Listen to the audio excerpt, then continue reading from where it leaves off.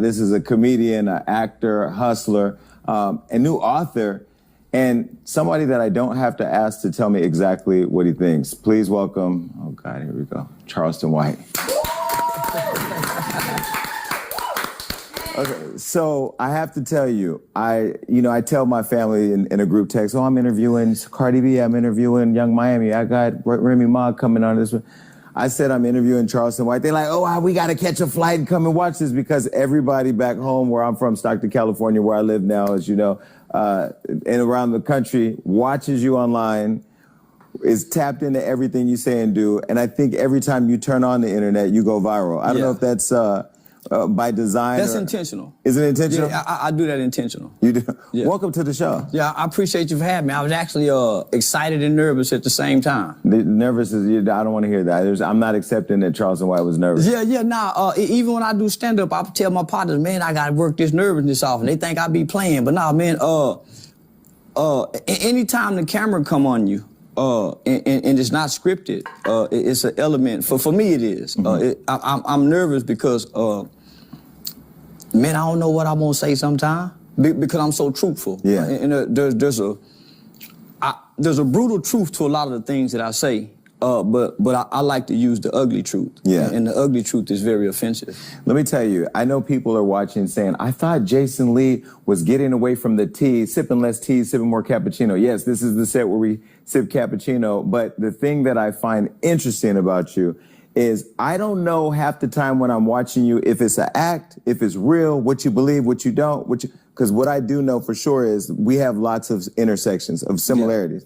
Yeah. You had said something somewhere where you said, somebody had asked you, why you say all these wild, crazy things, and you said, that's how I get these niggas' attention. Yeah. And it stopped me that day, because I really feel like when I share my story of how I got into the game, I had to get people's attention, being very honest in a brutal way, not as brutal as you sometimes, but brutal.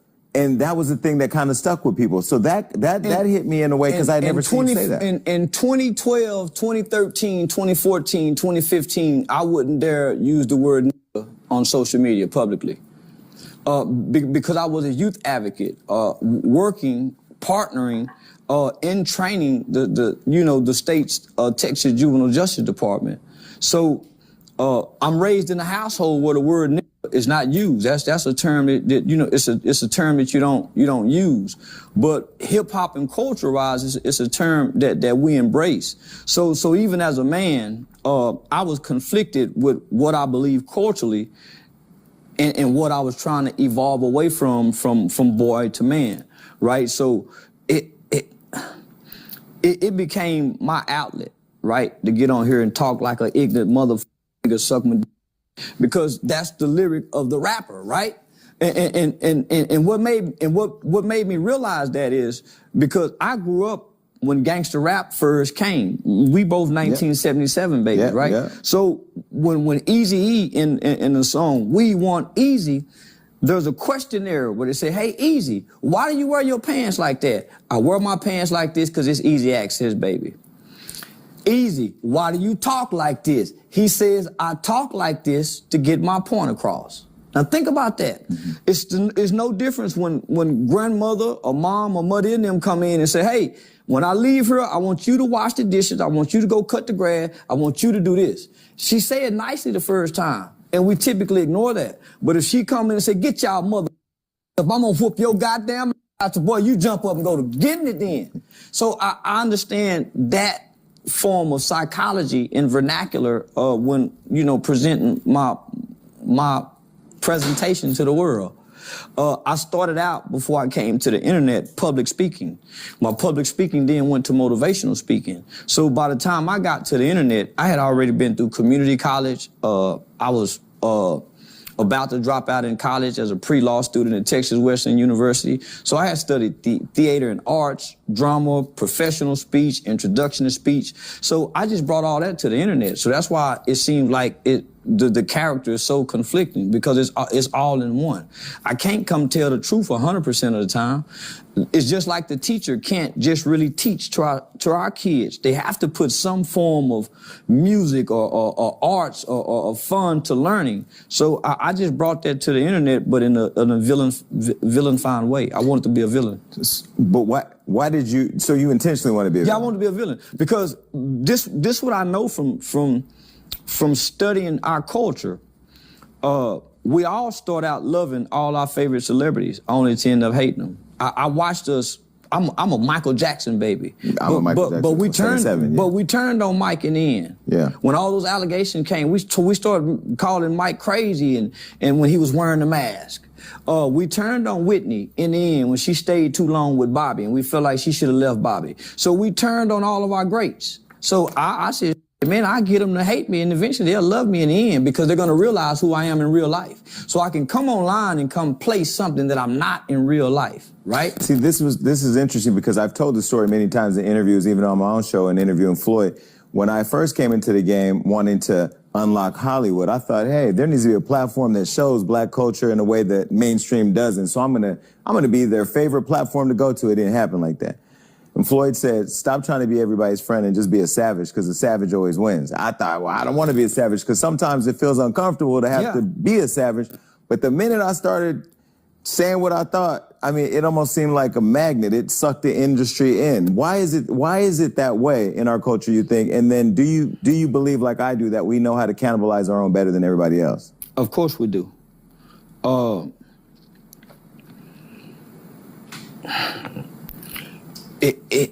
It's almost how we get ahead in America. We can't get ahead in America really uplifting other black people, and we're openly doing it. We can't, at every level of success that we get to, we openly as black people reach back down and pull other black people up by the masses. They'll close the doors on us. They who? White folks or black people? Black people. White people stopped being our enemies a long time ago. Oh, I can feel the internet right now. Do you believe that? Yeah, I truly believe that. Why? Because capitalism has superseded racism in America. So it's becoming more of nationalism, right? This is America. So that's why you see the Proud Boys, groups like that emerging, white ring conservatives. They're not talking racism, they're talking their country. We're stuck on racism. Black folks, but people would say black people can't be racist.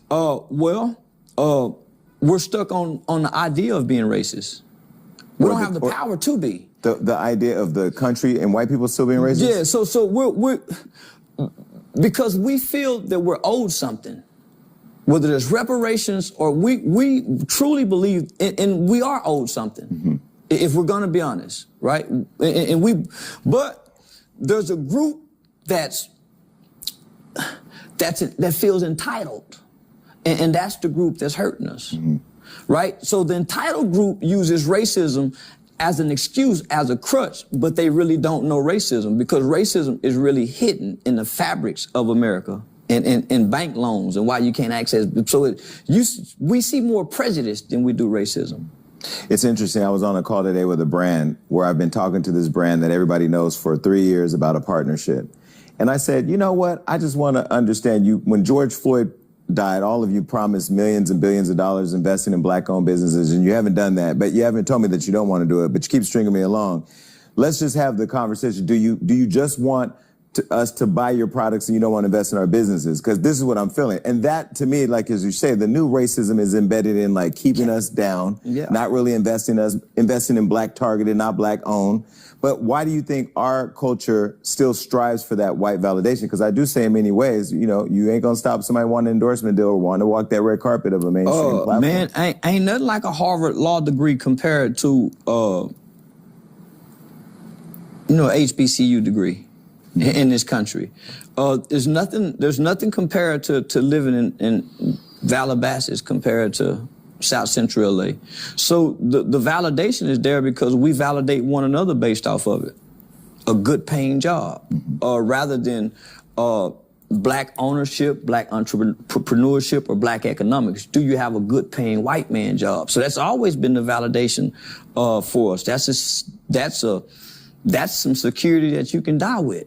Your good paying job, the benefits that good paying job offers you compared to you starting your own business and passing that down as a family tradition or an inheritance, right? So what else do we have to strive for outside of white validation? Black excellence still seeks white validation. As you say that, I see Jay-Z standing on the Grammys stage. Puffy checking the people at the Grammys and missing the BET Awards. Rather than making our BET Awards the Grammys or making our Black Hollywood like the Oscars, we want to fight with them about what's been. And making their show better for us. But their show isn't strictly for us. Right. Right? So it's no difference than us once having the Negro League, and the Negro League was doing so good, it brought them to us. But who do we blame for the apathy right now with black excellence? Is it black folks? Is it white folks? Is it social media? You don't blame nobody. You look in the mirror and blame you. If you're not contributing to it. If you're not contributing. So it's kind of like, that's what brought me to the community, right?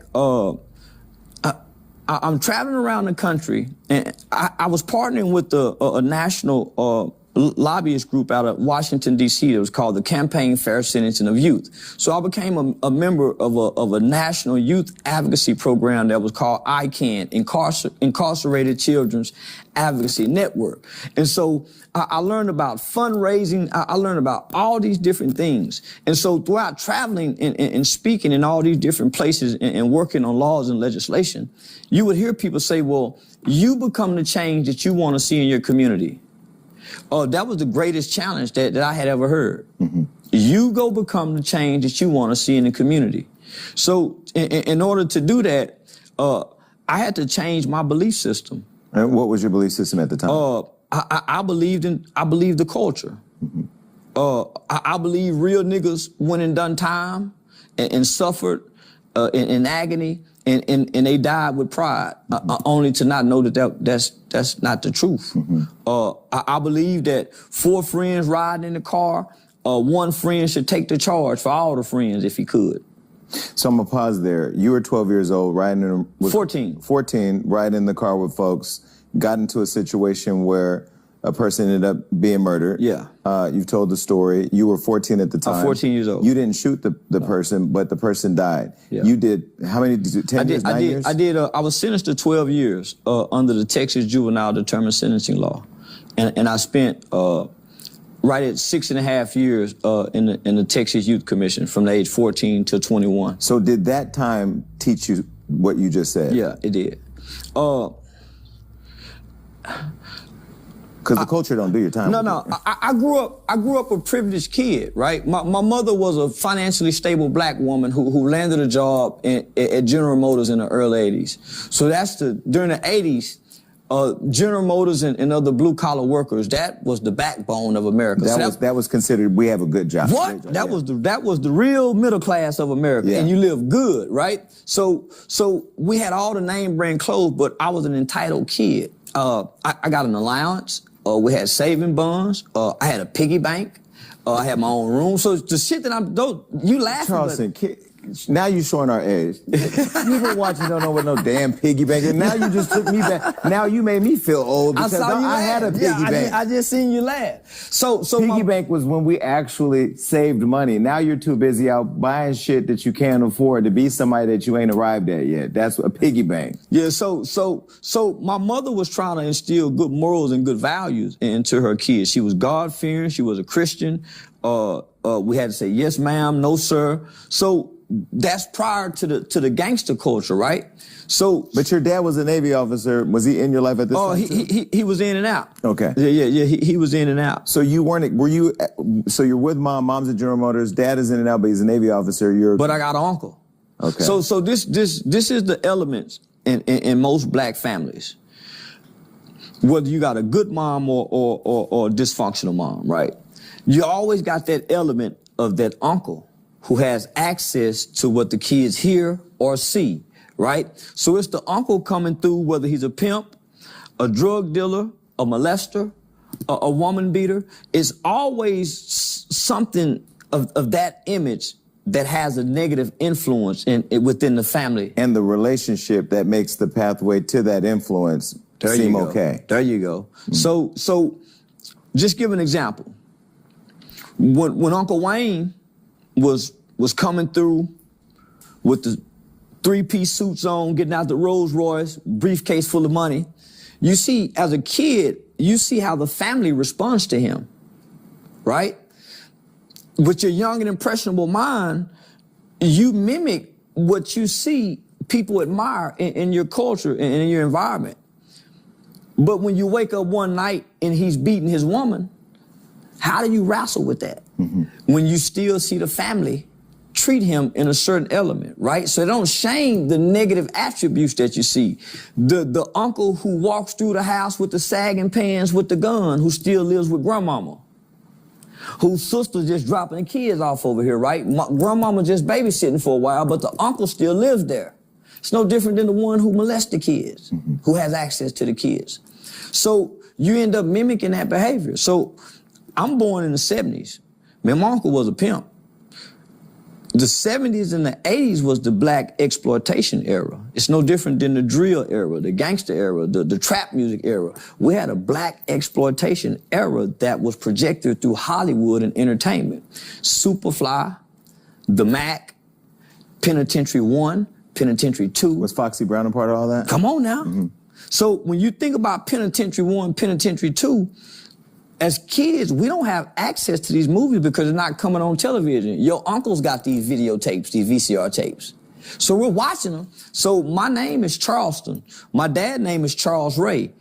My name is Charleston Jamon. But my pimp uncle, when I come home from the hospital, he called me Charleston Blue because there was a pimp movie called Come Back Charleston Blue that came out in '76. So they're already putting titles and labels on you as children that you just end up walking into, whether it's, boy, you gonna be just like your daddy. I heard that. Come on now.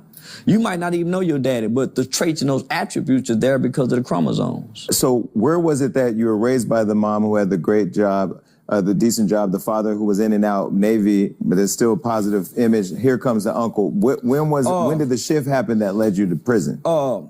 Well, my grandmother's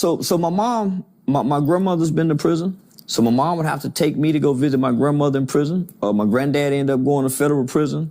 My mom would have to take us to go see him. Then my Uncle Wayne is in and out. You know, the street hustling uncle who come take a bath over his sister's house, change clothes, you know, wash up over there, get a nephew some money, let him ride in the car. He must have read my book or something. No. Because we all have it. Yeah. Which is interesting because the people who sit and judge us, those of us who actually live through what we all go through, they go through it too. Yeah. That's what I find interesting about the culture, because on the outside, when you watch the social media or the interviews, like you have the same uncle. Everybody have this element in their family. Yeah. Everybody got a molester. Everybody in their that family. Looks like us. Every human being have a molester in their family. They have an abuser in their family. They have an addiction trait in their family. It's in every human being, right? Yeah. It's there. So my mother is fighting. Everybody at home right now is texting their molesting uncle. So my mother is fighting to keep us from this, but because she's a single mother, and back then there was really no resources to help single mothers. So my mom, when I'm getting out of school, they doing 12-hour shifts at General Motors. So when I'm getting out at 3, my mother is kissing us, literally saying, I got meatloaf on the table, the such and such in there, make sure y'all do this, leave your homework out on the table. So she's giving us instruction. Don't leave out this house, don't open the door. I'm gonna call this such and such, make time. So she's giving us instruction. Yeah, we're not gonna listen to that. Come on now. Yeah. And so she's going from 3 in the afternoon to 3 at night. Yeah. So when my mama coming home, she's doing her due diligence. We better have the homework out because she gonna work us up. Where y'all homework at? She's going to the extent of going to the bathtub to check and see if the soap wet to see if we took a bath. Get up, boy, and take a bath. Y'all ain't took no bath because of soap. So she's doing all of that to try to instill good morals and good value. But while she gone, Uncle Wayne coming by cooking up dope. Mm. She got a sister who's just getting crack, came through 81, 82. So now my aunt is addicted to crack. So now my aunt is losing her place. Her and her kids have, my mom's trying to be the backbone to save the family. So she's exposing us to the negative elements of our families by bringing these family members into our homes, allowing them to stay with us, trying to help them. So we picking up on all the negative attributes. When we go spend a night over Aunt B house on the south side over in the ghetto, we get to stay outside. So we picking up all these negative traits by going to go visit family members, coming back home in the well-to-do areas, mimicking the behavior. Right. Culturally, because this is our culture at the time. Mm-hmm. So, man, by the time I played the flute in the 3rd grade, 4th grade, 5th grade. I played the flute in the 8th. I lost my eye in the 3rd grade. I got my glass eye put in the 6th grade. So up until that point, I was in and out of hospital. So I had a private tutor. So I never really started going to school until the 6th grade, really. Mm. So I had 9 eye surgeries. I fell in the washing machine when I was 5. So between those 2 injuries, I really never got to go to school. I was a institutionalized baby. Mm-hmm. I had a tutor, private tutor that came, so I was in and out the hospitals. So by the time I get in 6th grade, I'm a burst of energy. I'm a burst of energy. But also you had been sheltered, so to an extent, so now there's this newfound freedom. Yeah, there's a newfound freedom. So with this newfound freedom, I remember when Colors came out. I had just got this newfound freedom. See, we the same age, so everything you're saying, when Colors came out, that was the one movie in the theater in our community where they killed somebody in the theater. Yep, that's the first time ever. So, man, this was a phenomenon. So I done saw my Uncle Butch, I done saw my Uncle Boosie, I done saw Uncle Wayne, and plus I done been to Aunt B house to see some of this on television, what I saw in real life. And the thing about children, they can't decipher what's real from television. So when a kid is watching somebody die on TV, they really think that person is dying because of the lack of brain development. It's hard for a kid to turn off TV and say that wasn't real. I don't care what you say. Right. So I'm seeing what I'm seeing on television, I'm starting to see in the community. The awareness is now coming because it's being propagated through the television screens. So it's like a veil comes off when I'm out in the community. So now I know what a gangster looks like. Mm-hmm. So now I'm trying to mimic it based off the culture. So this is just from television. Now here come the music. So now we seeing. Now, and we don't watch Penitentiary 1, Penitentiary 2, and the favorite character is Too Sweet. A little guy like me that went to learn how to fight in prison. So, man, by the time we're in the 6th grade, we're talking about what we're going to do when we go to prison. Mm-hmm. Because now we've developed the concept and with our young and impressionable minds that Uncle Wayne done been to prison, Uncle Curtis done been to prison, so all these men in your family, you spend the night over your friend's house, all these other men done been, so you start thinking this the way. Because now it's being propagated to you as a kid. But is that what led you on your path? Yeah. So you were influenced by your surroundings. My surroundings in television. Because when my mother, I'm a kid that grew up watching television raise me, and I'm fascinated by the negative stuff because my uncles and them is exposing me to things. Mm-hmm. So I'm already impressed by it. Mm-hmm. So when I see it in real life, man, I'm fascinated by a guy that seems to be like what I see on television, like this. So I'm drawn to it because your mind is young and impressionable, and these are the guys that you idolize in your homes. So when you spend a night over your friend's house, you start looking at their uncles and their daddies to see if they got the similar traits. Guess what? They got the similar traits. His dad, your daddy just getting out of jail too? Man, that's my brother. Well, and in our community, people glorified it. Come on now. Yeah. So a pimp, my uncle being a pimp and beating women, it wasn't shamed upon. So it wasn't nothing for me when I got in the 7th, I think the 8th grade, for me to try to slap my girlfriend like my uncle. And plus the music, like Easy and them say, your pimp slapped the bitch. But that's what the music said. You're just a kid. Did you pimp slap the 8-year-old girlfriends? Yeah. I was trying to do what my uncles and them did. What was so when you pimp slapped the 8-year-old girlfriends? No, I was in 8th grade. I pimp slapped Michelle Carr. Cause she told all the girls in school that I didn't know how to tongue kiss, and I didn't. Cause when we was in the 7th grade going to the 8th grade, she tried to tongue kiss me, and that was my first time tongue kissing.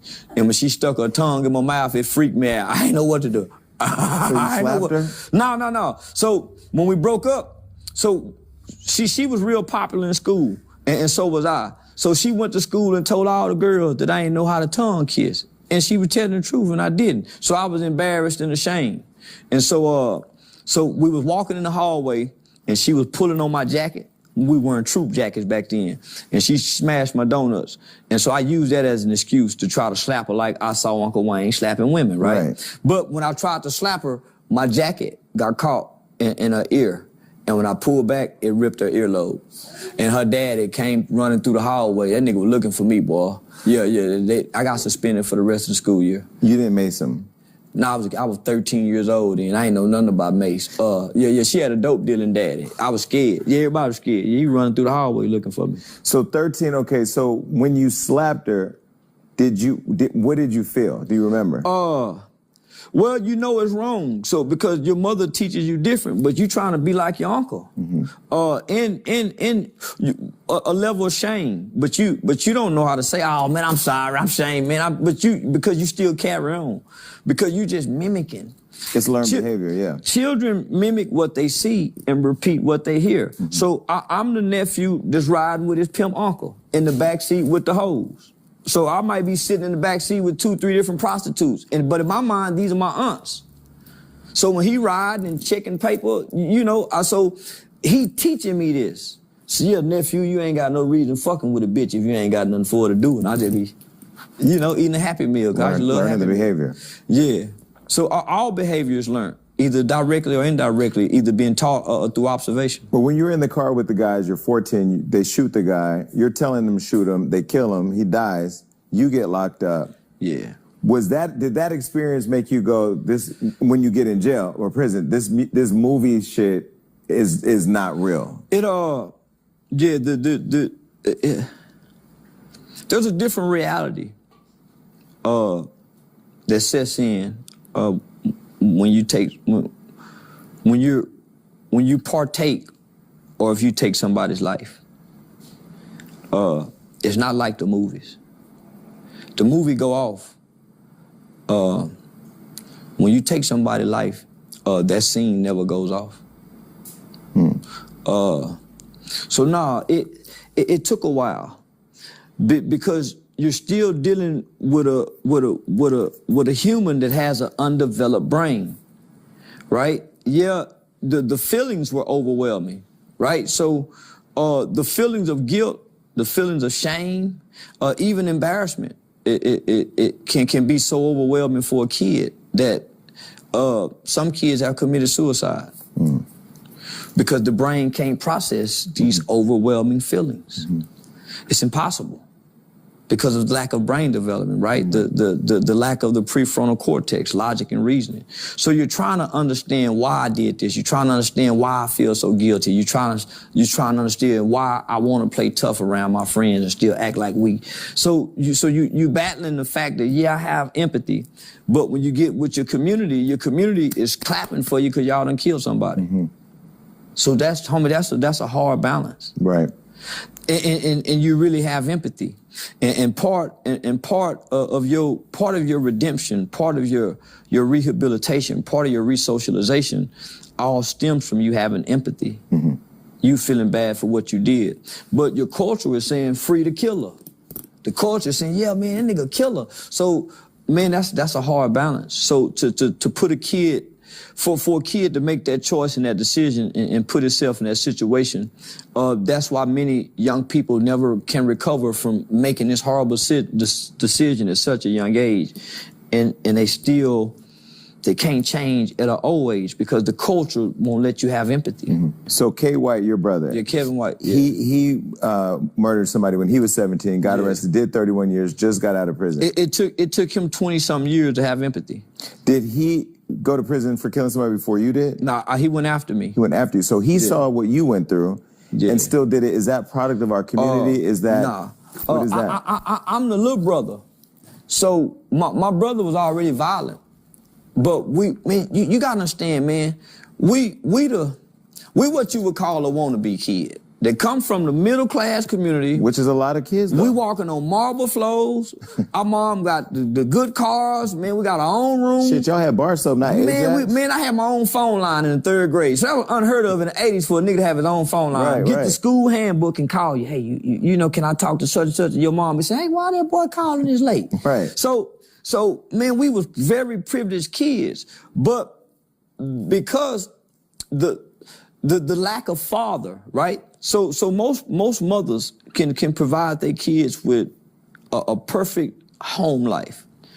But if they don't have a positive male connection, there's a negative attribute that attaches itself to a fatherless kid, and no one can explain it. It's like the little motherfucker just angry. So most little boys with their dad, with their loving mom, they seem angry.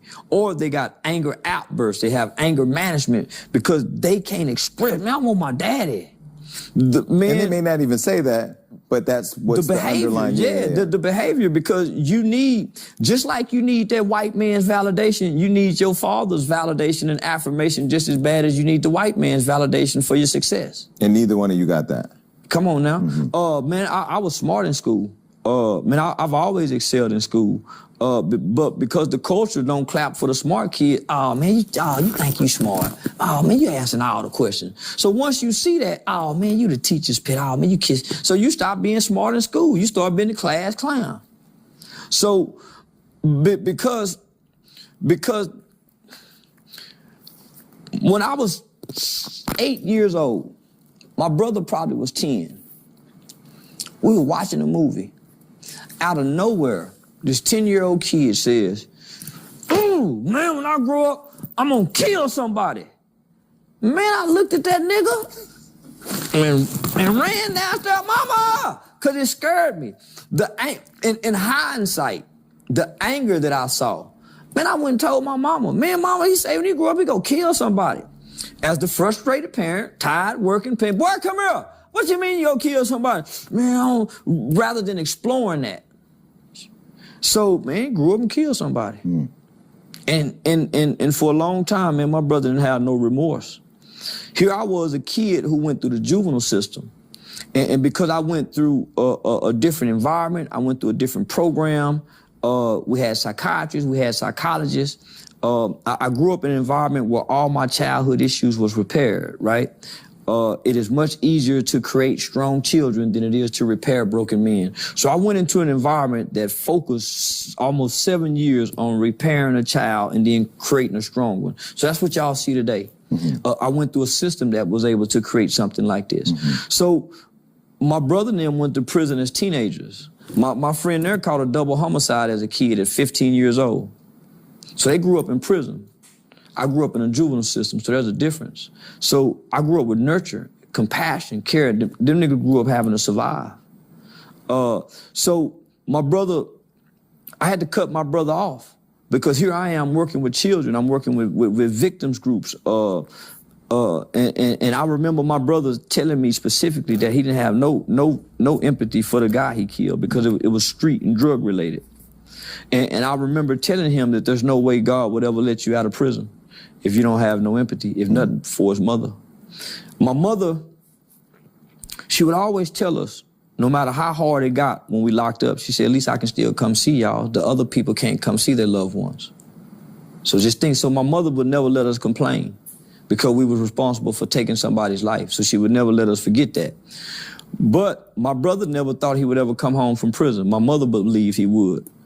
But there's no way he could have came home and he not developed some type of remorse for taking somebody, even if he feels justified. You have to have some kind of remorse for the impact that you left on the family members. So eventually he got to that point, and then shit, after 31 years, the doors open. So when you got out and created the HYPE program, the helping young people excel, was that driven because you knew as a young person you needed somebody to help you excel, and then wanted to give that back to other people as part of your contribution to the culture?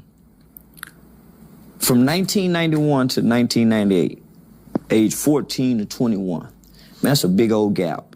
That's a big development. Those are big development years too. Yeah, and so when I was released, I had been locked up in the juvenile system probably longer than any kid at that time, whereas the others had been transferred from the juvenile system directly into the adult prison system. I grew up with children who killed their mothers and their fathers. I grew up with children who raped 9-month-old babies. I grew up with children who killed their grandparents. I grew up with children who murdered some of the most elderly of our population, who committed some of the most heinous and worst crimes known, if not in the state of Texas, in America. We were the first group of children in America, outside of California, Chicago, Philadelphia, and New York, who began to commit murder in the late 80s and early 90s. This was a group of children who Joe Biden and Hillary Clinton went before our congressional members and said that these children are super predators. That term came about during that time. They said that this group of children would be bigger, faster, stronger, heartless, and incorrigible. This was spoken to our Congress members. So they began creating laws in this country, strict, harsh, inhumane laws toward children, mainly one, a juvenile life without parole.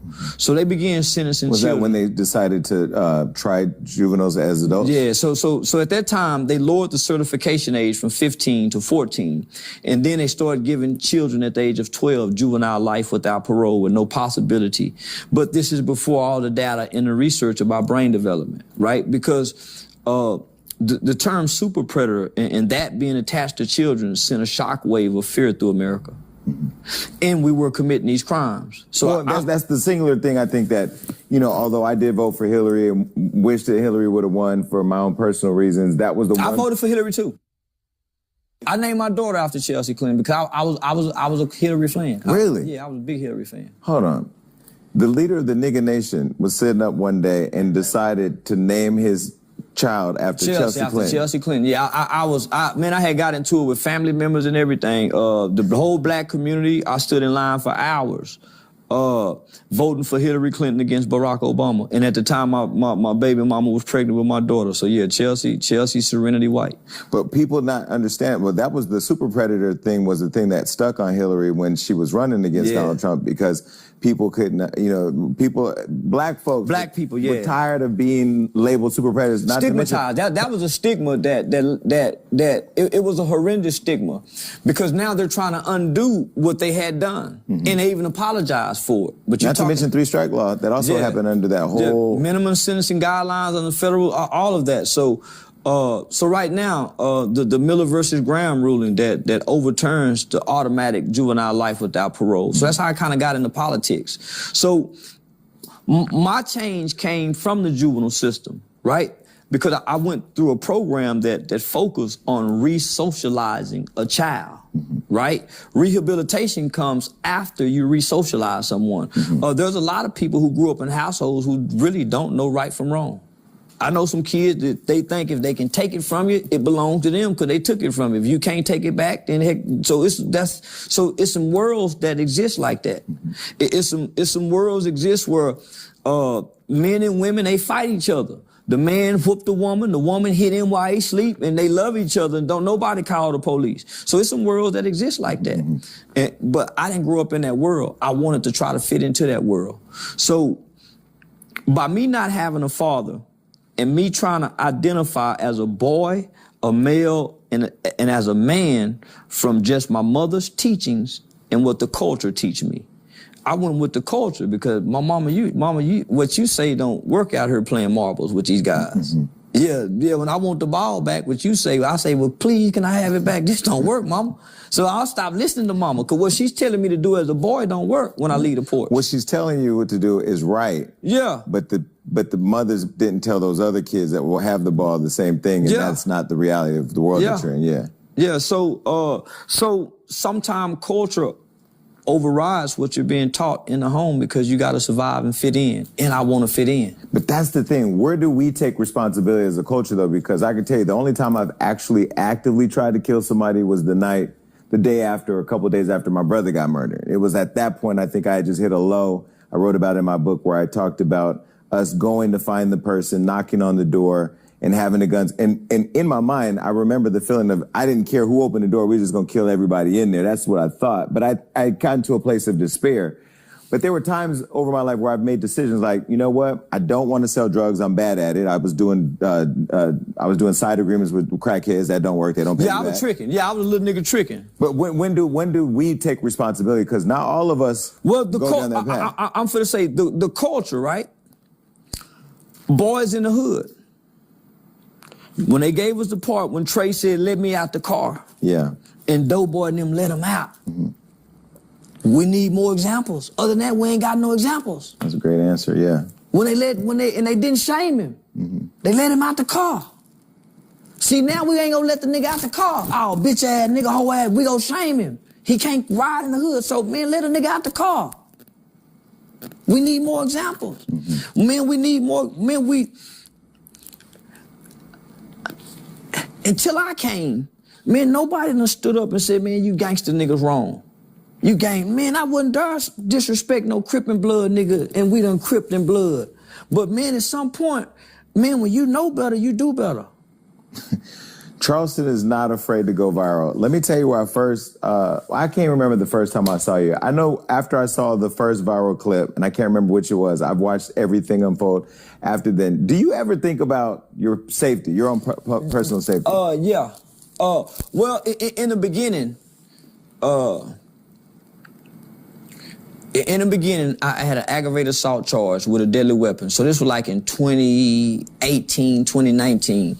About 5 guys, 5 blood members from a different city said, we go come to the classy lady. And I'm thinking these niggas just online talking. Because in my mind, ain't no nigga finna just say what they finna do and come. And plus, it's Sunday and the Cowboys playing. These niggas ain't finna stop watching. So, but I'm online playing. I don't watch football. I ain't got nothing to do. So I get in my car, get my guns, and I record myself doing this, riding all the way to the classy lady, which where my youth organization was. So when I get there, I see one of the guys. I knock over the table, but I'm recording myself doing this. I take cover with the gun, but I never point the gun or nothing. I end up having to make bond to get out of jail on that for aggravated assault with a deadly weapon. But you didn't shoot him? But because you pulled the gun out? Yeah, because I pulled the gun. But the charges ended up getting dropped. So after that, I'm saying, man, these niggas ain't gonna go to that extent, because in my mind, I haven't done nothing to nobody. I'm saying to myself, the guys who wanna hurt me or who would hurt me, they've already hurt other people. So why would they be mad at me for what I'm saying when it's somebody mad at them for what they've done to other people? I haven't been gang banging. I haven't been shooting up the neighborhood. So in my mind, the energy that comes back to me, it don't require me to be harmed and hurt.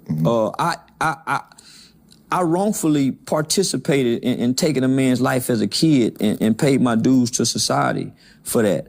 So my debt that I paid to my victim is that I work with other children who possibly could take somebody's life like I was, a misguided kid. So that's my energy that I sow back into the life that I've taken.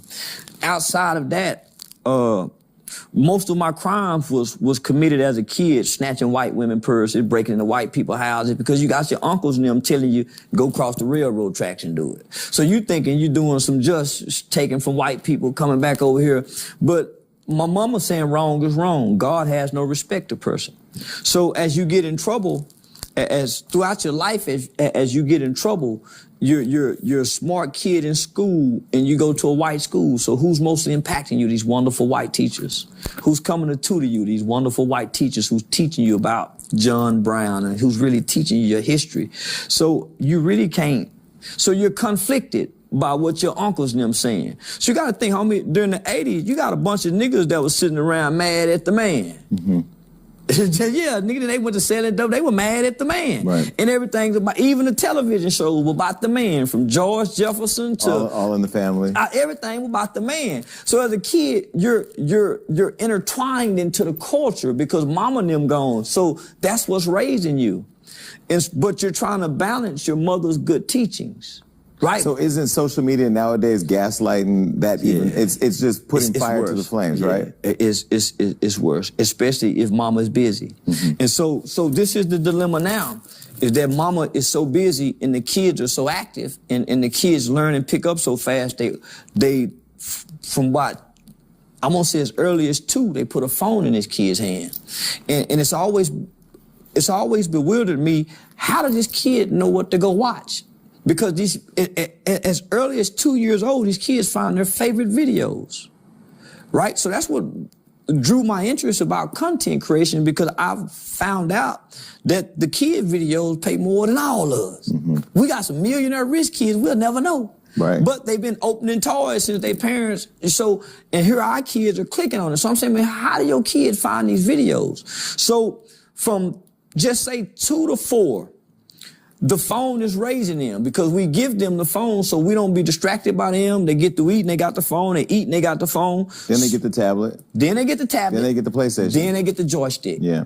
So, man, so by the time they get the joysticks and put the headphones on, fuck you, nigga, you're gonna die. Fuck you, bitch, I'm gonna shoot you. Man, you ever put them headphones on in here? I've been online listening to those games, Call of Duty. You would it's think worse they were than rap music. You would think they're in Iraq. But what I'm saying is, where's all this anger coming from amongst our youth? Right. It's the absence of some form of parent. Well, and where's the complacency in parenting and putting the blame on the creators of the content or the consoles that they're using? And now, because I'm on the console, now here we are, kids who grew up playing with other children, right?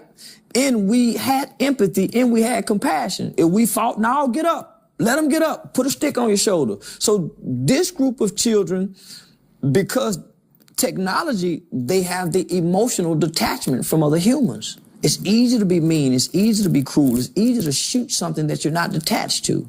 It's easy to be harmful to something. So they don't have the emotional detachment from human interactions. So this is real. This is a real mean, cruel culture of children that they have to try to exist in with no compassion, because they don't have emotional attachment. So why do you hate TikTok? I hate TikTok because TikTok let the world monetize off me and won't let me make $1. What do you mean? I've never been able to make $1 off TikTok. I got over 2-point-something billion hashtag Charleston whites.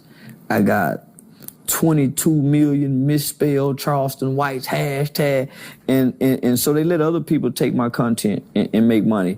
But because I'm so offensive, at times my perceived ideologies seems radical, and most of the time I'm just bullshitting. I've never, outside of a personal interview like this, I've never brought the real Charleston to the internet. Well, that's why I wanted to interview you, because I know people are saying, you're running for city council, and we're going to get to all... Yeah. This man's views, I have not had more notes on any guest that I've had than this one. I have not had to have more pre-production meetings than this interview, because there's so much. There's stuff I agree and stuff I don't agree with, but what I love the most is that I want to use my platform to always show people who people are, because I saw that one clip of you and I was like, oh, he tricking us. Yeah. But I understand it, because I do know sometimes you got to go to where people are to get their attention. Well, let me say one more thing. All your kids out there that you're saying you don't want them to watch Charleston, they're already watching them. Yeah. And this is why the people who are trying to help kids the most may not show up the way you expect them to. I have right now on the campaign trail, kids bringing their parents out. You need to vote for Jason Lee. You need to know Jason Lee, because of my content and how I reach them. So I really wanted to interview because I find you fascinating. And I think that, regardless of how I or other people may disagree with some of your points of view, your courage to totally live in your truth and be unapologetic about it has to be respected. I went to community college. That was my exit from the culture. Right? You took criminal justice though. Were you gonna be police? No. I started out just wanting to be a juvenile probation officer. Okay. So that's why I started Hype. I was already working with the Texas Juvenile Justice Department. Once I got my bachelor's degree, I was going to go do juvenile probation and then parole. So my whole outcome, my whole mission was just to go work with at-risk children, juvenile delinquents. So when I got to college, just off writing papers and doing research, I shifted from criminal justice to pre-law. I said, man, I'm gonna go study law. Because I had won a few lawsuits I'm on, job lawsuits and things like that. So I said, man, I'm gonna go study law. But I just wanted to, I'm the kid who just wanted to fit in. Mm-hmm. So if the culture was scientists, I would have been a great scientist. If the culture said, let's be lawyers, I would have been a lawyer. The culture said, let's be killers. So I wanted to be a black man. And growing up, I've never seen a black banker. As many times as I've been to an eye doctor, I never seen a black doctor. Yeah, in our era, we didn't see black doctors. No, or black lawyers. So it was hard for me to be the black radical kid that some of my uncles then would push me off to be, because I had loving white nurses, loving white doctors. So it was hard for me to embrace that aspect of the culture. But boy, I'm at home alone as a kid cutting on the television.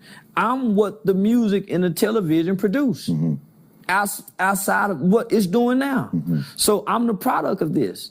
It's only for me to grow up and become angry and resentful toward the culture, because I feel like I was tricked. So you hate TikTok because they robbed you. What about Instagram? Do you like Instagram? Instagram is a facade.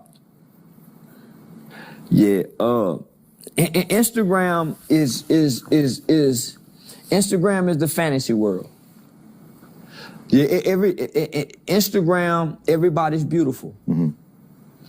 I don't even look on the Explore page because the women are too beautiful. Where the regular, normal-looking women at? I swear by God, those are the demons and the angels, because they're too beautiful. Right.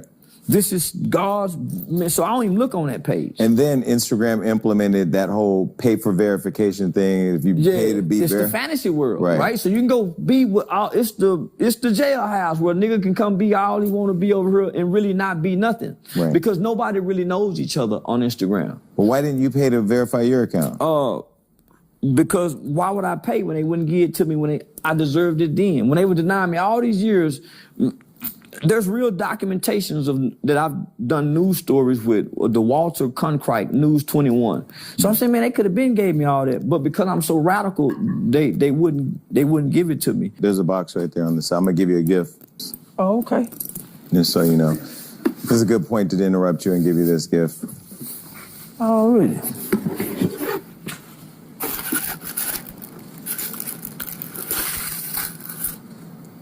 Oh, we verified your Instagram account. Oh, man. We got the page back, too, and verified. Oh, yeah?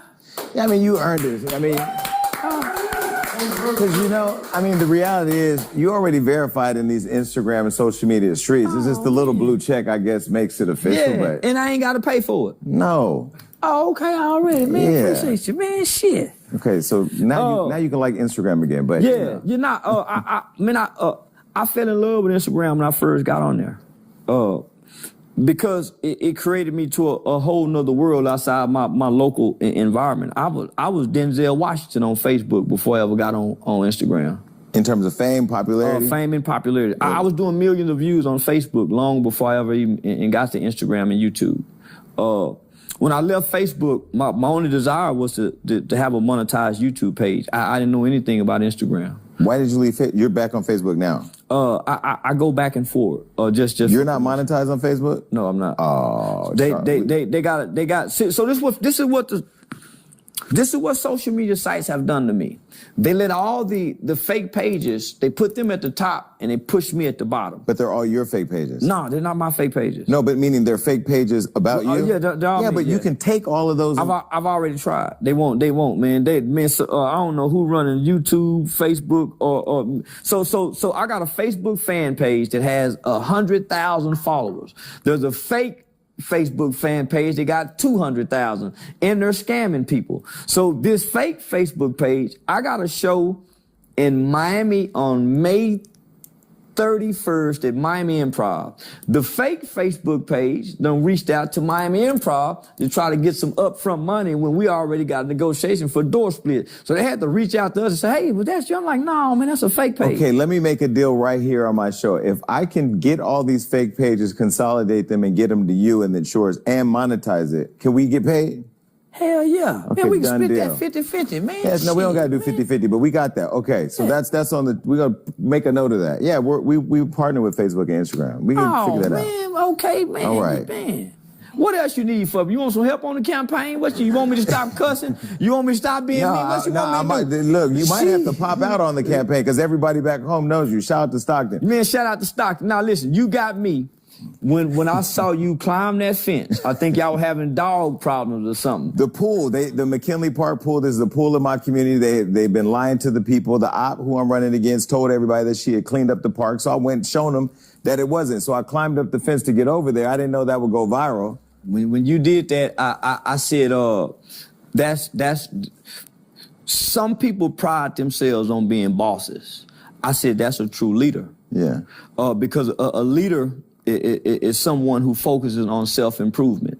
And while making self-improvement, they make the people around them better. So for you to do that, it reminded me of, shout out to Mayor Bessie Price. But before she retired as our mayor in Fort Worth, she would go on a bike ride in the city with the people. And so our new mayor, Mayor Maddie Parker, she developed a reading program that most people in the black community didn't know about, but they went against her. So while she was working for Mayor Betsy Price, they was looking at the reading statistics. And at that time, I think only 33% of black children in Fort Worth could read on or above their grade level. So she created this reading initiative program in black people, and she didn't say nothing, she just created it, and it became very beneficial. So when you did that, so that's what really started making me tune in to you. Yeah, you know, I appreciate that. We didn't even do it for performative reasons. There was literally the only way to get in that shot, to get to the pool. I had to climb the fence. I saw that. And I'm willing to do the work. And I think that for all of us who are trying to make our communities better, whatever our content is or whatever, I mean, we're all going to reach people our own way. You have a reach on the culture that people just can't deny, whether they like or don't like the content. My family, I use them as the compass on what direction to go, and you're one of the names. They always say, where's Charleston White? They wanted to be here.